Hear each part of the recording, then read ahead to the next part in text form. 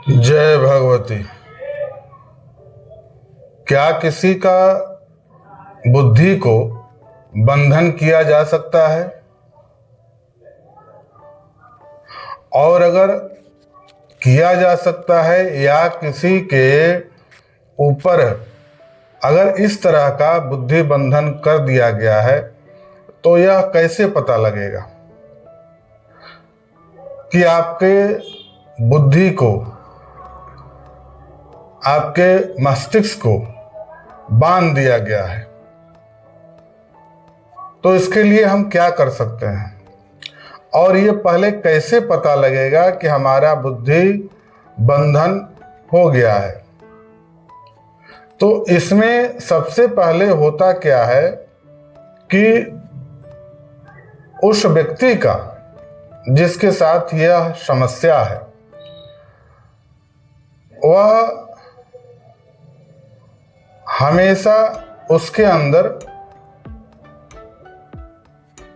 नकारात्मक ख्याल आते रहेगा और अगर उससे हटना चाहेगा, सकारात्मक के तरफ जाएगा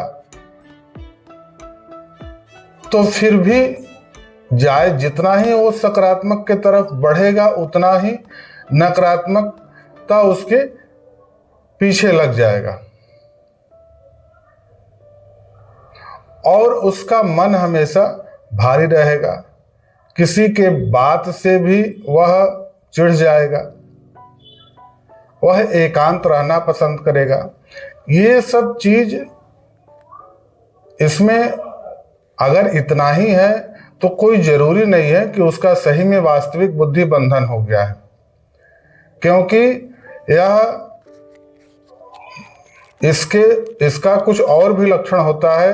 जैसे व्यक्ति अगर किसी चिंता में, किसी चीज के कोई उसके ऊपर एंजाइटी वगैरह है तो इसकी वजह से भी ये होता है।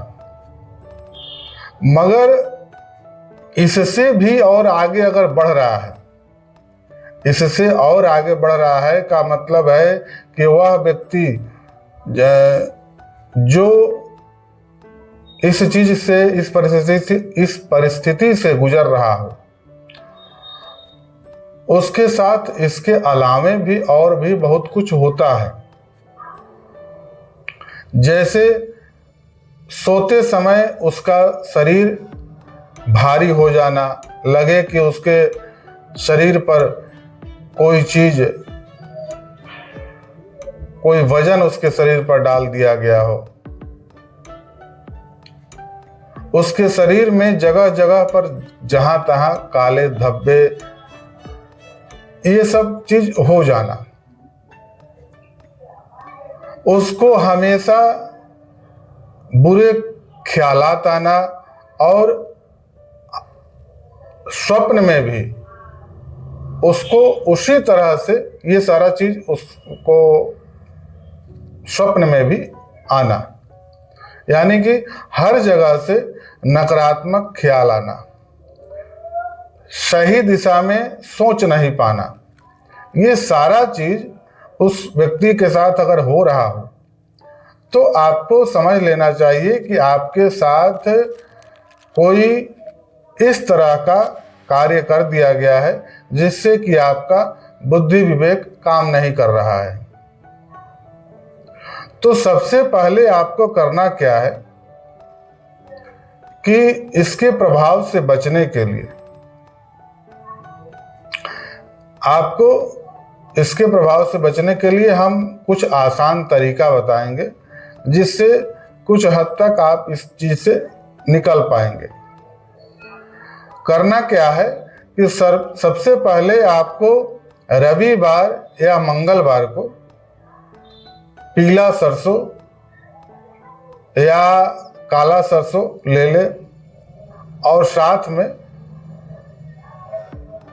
3 लौंग ले ले और एक नॉर्मल कपूर आता है और एक भीमसेनी कपूर आता है। तो भीमसेनी कपूर अगर उपलब्ध हो तो वो ले ले, नहीं तो नॉर्मल कपूर भी आप ले सकते हैं। और इसको इस 3 सामग्री को उसमें 4-5 काली मिर्च ले ले और इसको आप जैसे ये सीधा के दिशा हो गया, आपको उल्टा घुमाना है। उल्टा घुमा करके अपने सर पर उल्टा घुमा करके और जलता हुआ अग्नि में आपको वो डालना है और यह प्रक्रिया आपको 3 बार करना है। और आपको उस समय यह बोलना है कि हमारे बुद्धि का जो भी बंधन है वो खुल जाए। ये बोल करके आपको इससे कुछ हद तक आपका जो ये प्रभाव है वह कम हो जाएगा। अब इसमें और आगे क्या कर सकते हैं जिससे कि इसका जो प्रभाव है वो और कम हो? तो इसके लिए आपको आगे यही करना है कि अगर आप कर पाए तो आप नरसिंह मंत्र का आप जप करें। नरसिंह मंत्र का अगर आप जप कर पाते हैं तो नरसिंह मंत्र का आप नियमित रूप से 3 माला या 5 माला जप करें। नरसिंह मंत्र इस प्रकार है: ओम उग्रवीरम महाविष्णु ज्वलंतम सर्वतोमुखम नरसिंहम भीषणम भद्रम मृत्यु मृत्यु नमाम्यहम्। इस मंत्र का आप जप करें। अगर यह नहीं कर पाते हैं तो आप